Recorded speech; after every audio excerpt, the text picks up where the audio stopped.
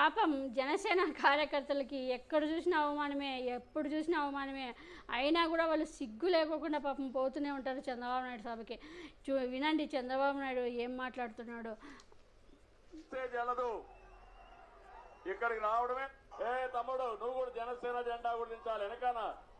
మీరు అర్థం చేసుకోవాలి, ఉత్సాహం ఎక్కువైతే మన మెసేజ్ వెళ్ళదు.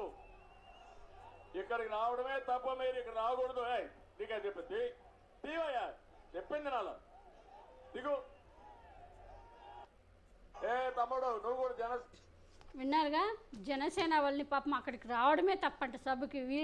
మళ్ళీనేమో ఉమ్మడి సభ, ఉమ్మడి పొత్తు, తర్వాత పొత్తు అంటారు, ఉమ్మడి కార్యకర్చరణ అంటారు.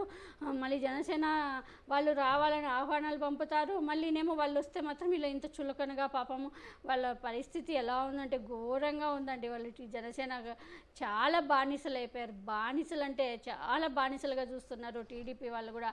వీళ్ళు కూడా పాపము నిజంగా ఎందుకు వీళ్ళు ఇంత సిగ్గు లేకోకుండా ఇంకా సభలకు వెళ్ళడం, వాడికి సపోర్ట్ చేయడం చంద్రబాబు నాయుడికి వాళ్ళు తెలుసుకోవాలి.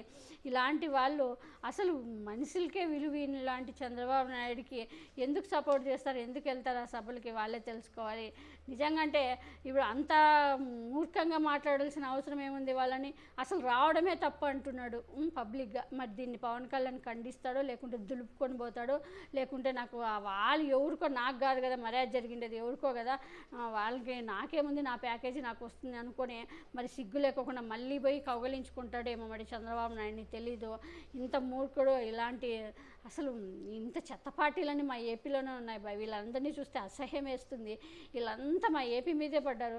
పోయి అక్కడ వేరే రాష్ట్రాల్లో పడొచ్చుగా, ఎందుకు మా ఏపీలోనే వచ్చి నా ఊరికి బుర్ర తింటున్నారు. ఏపీ ప్రజలకైతే కొందరు చూస్తే కామెడీ, కొందరు చూస్తే పిచ్చి మెంటలు అంతా మా ఏపీలోనే పడ్డారనమాట. వీళ్ళందరూ 2024 తర్వాత అందరినీ తరిమి కొట్టాలన్నమాట.